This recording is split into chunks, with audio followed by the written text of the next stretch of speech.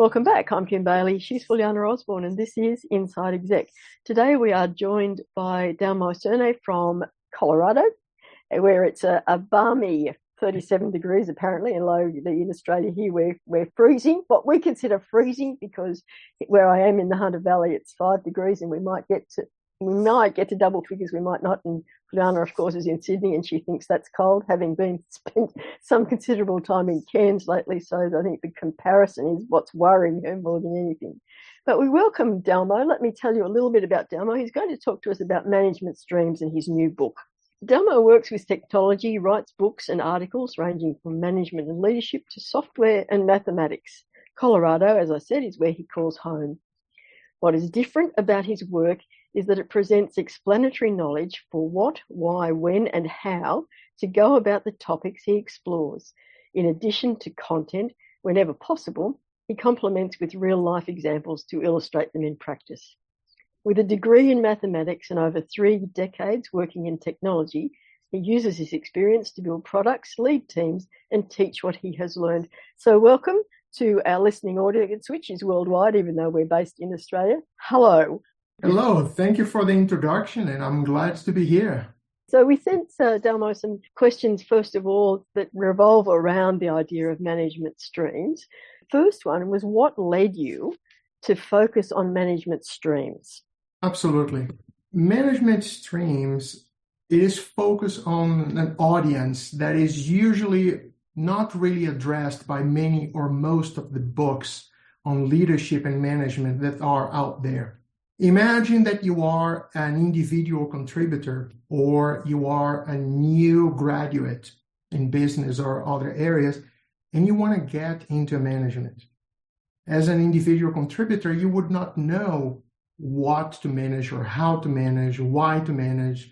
Those are a different set of skills from what you know, right? You may know how to operate a piece of machinery, how to program a computer, how to run a process in a supermarket or a factory, but you may not know what management is. Many people are promoted into management and start failing, even though they are excellent individual contributors, and people don't know why. There is even what it is known as the Peter Principle, where it is said that people get promoted up to their level of incompetence. But it may not be lack of competence from the person, but it could be exactly they don't know what they're doing. If they know what is expected from them, they would do a lot more. So this book is an introduction in explanatory knowledge of what it is, how you do, why you do, and when you do management. And on top of that is also an evolutionary project, actually an evolutionary step in management itself, because we have been managing a certain way, and like everything else in life, management has to evolve. We no longer manage by interruptions or KPIs or OKRs. There is more to that. There is a constant stream of management tasks you have to address, and they come from several different directions. How do you expect them? How do you work with them? And how do you define the directions you're going to be working? That's where the analogy to streams fits so perfectly in this book, because we are talking about 4 different streams over here. The first one, and is the most well-known, is downstream. You're managing your team, you're managing your project, and you're managing operations in general. Then there's upstream. We think we don't need to manage the people above us, but we do. We're not going to manage them because they're actually managing us, but we have to manage their expectations. What is expected from them? What are they expecting from you? What are tasks that you have to work with them, rather than waiting for them to come and solicit those from you? How do you anticipate and work with them? The third one is managing side stream. There are many peers that work with you that you need to know, product managers, other teams that work in collaboration with yours, and other activities that you're going to be managing. And the last one, but perhaps the most important, is managing yourself. That's the reservoir of energy and knowledge that you need to manage. You need to know what are your limitations. You need to know setting core values and recruiting a team and whatnot. There are all those things you need to work and worry about. All of them put together fits well in how water flows, either from a reservoir where it's more still, but you're building and you're growing that knowledge, and the way it flows can come from upstream, it flows downstream, side stream, and so on. Just in terms of that understanding, then, we've gone through, obviously globally, a complete change in the way we work. Does this approach help the new way that we work and how we manage people, in terms of not always being physically in the same place, not always working within the same geographic area? Absolutely. The phenomena of remote work is not anything new. It just became mainstream during COVID-19, right? It went to like a really large scale where everyone had to work remotely. Well, everyone who could, not everyone could, but most people end up or a great number of people had to work remotely. So we had to learn very quickly how to scale and do that. But the needs from work, they didn't change. The principles that are approached in management streams is not something that only works for in-person or only works for remote or hybrid. Those are first principles that they work regardless of the situation that you are applying to them. For example, when you're selecting a team, I'm going to talk a little bit, some of the ideas we explore in the book. When you're selecting a team, imagine that, so we were just talking about the soccer European Cup. Yeah. I don't really follow that, but it was spoken a lot about that over here, and I was somewhat on the radar.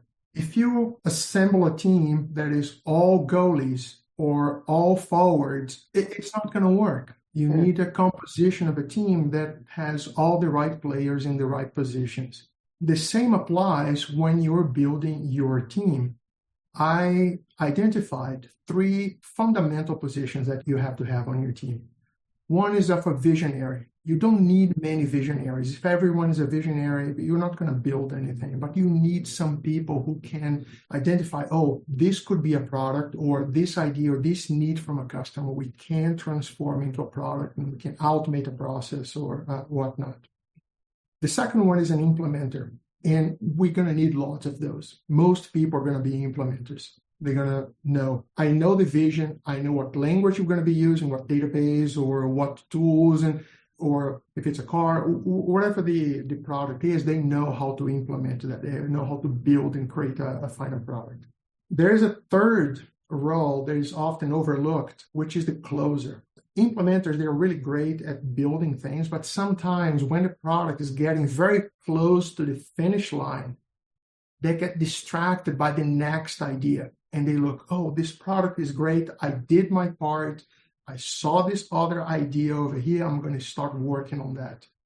And that could be the worst thing you do, because imagine running a marathon and you can see the finish line, but then near you, there's an ice cream truck. And you say, you know what? I ran most of the marathon. I want that ice cream. And you stop and you can you claim that you finished the marathon? No, right? You didn't cross the finish line, even though you were so close. So the closer are those people who really take the product across the finish line without being distracted by new ideas, new products, new prototypes that are being built. So you need a few of those as well. So when you're assembling a team, irrespective of being a remote team or being an in-person team or a hybrid team, you do need those roles. Right? Those are principles that are applied irrespective of the mode you are operating. I can see Fuliana's struggling with the idea of sport in general, running in particular, but ice creams will strike a chord with us. She'll be right with the ice cream. Yeah, we put the ice cream truck after the finish line. Yeah, Right? Yes, So, yeah. after the finish line. I'll remember that. Demo question. When you're talking about the upstream, downstream, side stream, and reservoir, where would you put stakeholders in those streams? I would put upstream, right? Mhm. Because the natural stakeholders are going to be people who are sponsoring the project in terms of budget, in terms of personnel, in terms of capital investment from the Mhm. company.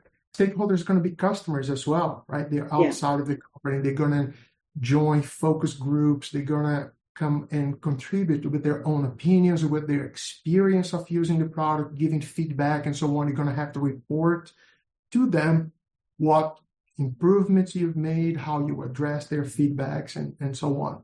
That management of expectations, I would put all of those into the upstream category, because you work with them, you expect something from them, but without them, there's no point of your existing, right? Without a customer, you're going to be the product used by no one.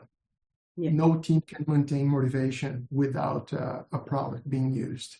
And without your manager and superiors who will give you the budget, the personnel you need to run the project, and so on, you can have brilliant ideas, yet you're not going to have the resources to build. In terms of those essential roles that you see in a team, if you as an individual can identify what you are in those roles, so I know for me that I'm not the visionary, I'm the finisher. Do you focus on that and look at what work teams you're in and say, well, look, there's too many visionaries, there's too many finishers, there's whatever else it is, and do you put your hand up and say, I'm not right for this team because there's too many of these other people in the same category as I am? Or do you try and take on something else? I'm going to answer your question in two parts. The first one from the perspective of the manager, the leader of the team. The second one from the perspective of the individual contributor of that team. I think part of your question was related to the individual contributor. Perhaps we start over there. As an individual contributor, you're playing to your strengths. If you are a visionary and you join a team with too many visionaries, let's say, it may not be your role to self-select yourself outside of that team. Maybe you can be an implementer for a time, or because none of us is a pure visionary, a pure implementer, a pure closer, right? We all going to have elements of those, but one of those three elements, they're going to be more prominent in the way that you work. But we all have to do a little bit of the three roles. I would not self-select and step out of a team, because that could be a great opportunity over there. You can speak with the leader of the team, the manager of that team, and say, how do you see myself in this team, in this role? What would I be? And have that honest discussion and say, I would be working on this project for 6 months or a year or however long. If I'm not playing to my strengths, would I accept playing the role, or I'm second best? For example, I'm primarily a visionary, let's say. Would I be okay working 6 months, 12 months as an implementer, because I have some real passion about this project and I want to make contributions? Then it becomes a personal decision and a leadership decision on how to play to the strengths of that person, and if the person wants to play that role for that scheduled period of time. You can also change roles depending on the project. So if we're talking projects within an organization, as you said earlier, you select you need the visionary, you need the implementer, the completer, finisher, etc. So if you're talking about that, then sometimes I could be playing one part in one project and a different title in another project, because that project is more suitable for me to be the implementer, while this one a completer, finisher, and the other one a visionary. I agree 100%. And you make an excellent point over there, because let's say a mid-level engineer who is aspiring to become a visionary, is growing in the career. The person may be a great implementer, but over time, over the years, with more experience, the person may become a great visionary. How are you going to become that if you don't have opportunity to work, for example, in smaller projects as a visionary, where you put those skills into practice, you really see if that's what you want to do, or if you have the skills to do that, right? And later, perhaps in a more complex, a bigger project, you fall back into implementer. But all of those experiences, the cumulative effect is over time, you may be growing into different roles. So what you said makes absolute perfect sense. Kim's probably not going to like me saying this, but when she said, Kim, when you said you're not a visionary, well, I'm sorry. Guess whose vision was to do this podcast? It was Kim's, not mine. So there you go. I just had this vision of making Fuliana work with technology. It wasn't hard. On that note, we'll take a break in our discussion with Dalmo Cirne. Join us for part 2. But for now, I'm Kim Bailey, she's Fuliana Osborne, and this is Inside Exec.